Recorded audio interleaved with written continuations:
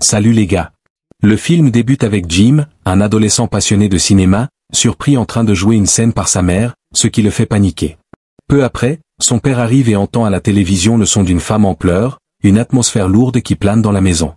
À l'école, Jim partage de bons moments avec ses amis Kevin et Chris, jusqu'à l'arrivée de Stifley, qui intègre leur groupe et les invite à une fête promettant la présence d'étudiantes séduisantes.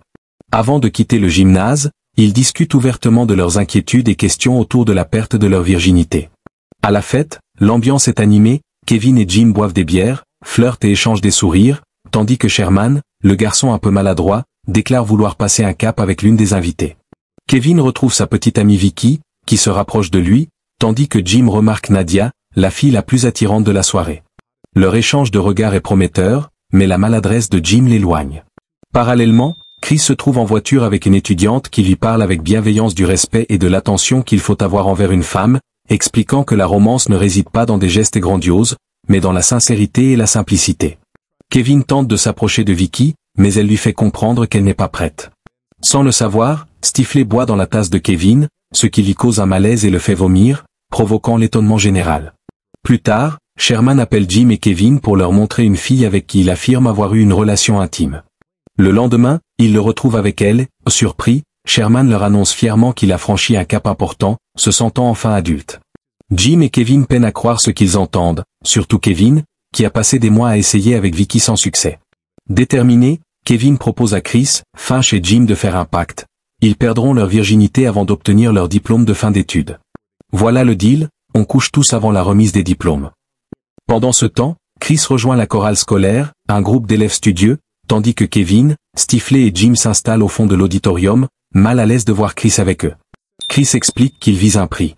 Sur la pelouse de l'école, Paul attire l'attention en jouant au golf avec les filles de la chorale, et Kevin doute de sa tactique, jusqu'à ce qu'une fille s'approche, montrant de l'intérêt. Cherchant conseil, Kevin appelle son frère aîné, qui lui recommande de consulter un manuel à la bibliothèque pour apprendre à faire plaisir à Vicky. Parallèlement, une fille demande à Paul s'il a un rendez-vous pour le bal, ce qu'il dément vaguement. Après une répétition, Heather complimente Chris pour sa prestation, lui, souhaite la connaître davantage.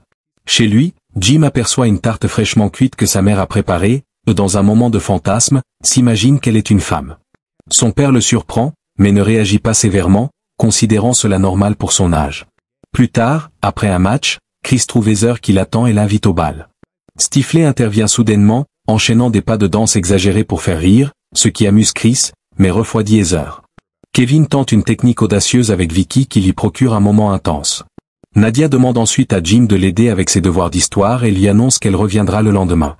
Mais ce même jour, Heather voit Chris rire des blagues de Stifley et le trouve immature, annulant leur rendez-vous au bal.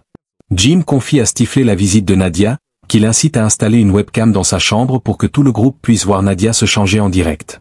À l'arrivée de Nadia, les garçons se connectent pour observer, et alors qu'elle se déshabille, Jim, pris de panique, court chez Kevin pour rejoindre les autres. Nadia découvre la collection de magazines de Jim et commence à se toucher. Jim l'entend pleurer, s'arrête, bouleversé. Soudain, Sherman appelle, l'email contenant le lien de la webcam a été envoyé à tout l'annuaire étudiant d'Easthigh, exposant tout le monde. Jim entre alors dans la chambre de Nadia et lui propose de lui montrer à son tour, sans réaliser que toute l'école les observe encore. Avant qu'il ne puisse continuer, Nadia lui demande de jouer avec elle, mais Jim met fin au moment prématurément, la laissant déçue. Il tente de la complimenter en disant qu'elle est plus exotique qu'un mannequin de magazine, sans succès. Le lendemain, Jim devient la risée de toute l'école et découvre que Nadia est déjà partie en avion. Désespéré, il se demande s'il est simplement mauvais avec les filles, chaque tentative tournant au fiasco. Finalement, il demande à Michelle, une fille discrète et intelligente, de l'accompagner au bal, et elle accepte avec joie. De son côté, Chris se rend au travail de son père où Heather arrive, s'excusant pour son comportement. Il lui prépare un hot dog, ils parlent de leur projet d'études après le lycée. Chris confie qu'il ne pourra pas participer au concours de chant à cause de son dernier match de crosse, mais Heather le soutient, même si elle semble triste. Lors du match de championnat, Chris joue sans conviction, réalisant que son cœur n'y est pas, il quitte le terrain pour rejoindre Heather sur scène pour un duo. L'équipe se regroupe autour de l'entraîneur, tandis que Chris embrasse Heather sur scène. Leur performance charme le public qui les applaudit chaleureusement. Pendant ce temps, Vicky annonce publiquement à Kevin, devant Jim et les autres, qu'elle veut rester avec lui, laissant Kevin surpris. Le bal de fin d'année bat son plein, et tous les élèves s'efforcent d'être au sommet de leur élégance. Kevin et Vicky glissent ensemble dans une danse pleine de grâce, tandis que Chris et Heather partagent une danse passionnée et intime. Jim, lui, paraît réticent à danser avec Michelle, visiblement peu enthousiaste. Kevin rappelle à ses amis leur pacte de perdre leur virginité avant la remise des diplômes, ce soir doit être le grand soir. Mais Paul et Jim ont déjà perdu tout intérêt pour cette idée, laissant Kevin seul face à ses doutes. Le chaos s'installe lorsque la petite amie de Sherman prend le micro et dévoile publiquement que Sherman a menti. Jamais ils n'ont eu de relations intimes, et il n'en a eu avec personne. Humilié, Sherman se décompose devant toute l'assemblée.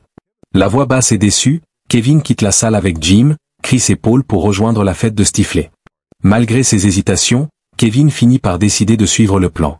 Cette nuit-là, chacun vit sa propre expérience. Kevin emmène Vicky dans une chambre, Chris et Heather partagent un moment romantique au bord du lac où Heather rougit quand Chris confesse qu'il voulait initialement perdre sa virginité avant le diplôme, mais comprend désormais qu'il doit d'abord valoriser ses sentiments. Pendant ce temps, la séduisante mère de Stifley approche Paul, l'interrogeant sur son rendez-vous. Paul répond qu'il n'en a pas amené, mais leur flirt monte rapidement d'un cran. Un peu ivre, Paul lui fait des compliments, et bientôt il cède à la passion sur une table de billard. De retour à la fête, Jim tente de rester attentif aux bavardages incessants de Michelle, qui révèle un côté étonnamment audacieux. Alors, on va bientôt coucher ensemble, parce que je suis un peu nerveux, avoue-t-il. Le lendemain matin, Stifley cherche sa mère. Lorsqu'il déverrouille la porte et entre, il est figé de stupeur et s'effondre, choqué par ce qu'il découvre. C'est ainsi que s'achève notre film. Merci d'avoir regardé, n'oubliez pas d'aimer et de vous abonner.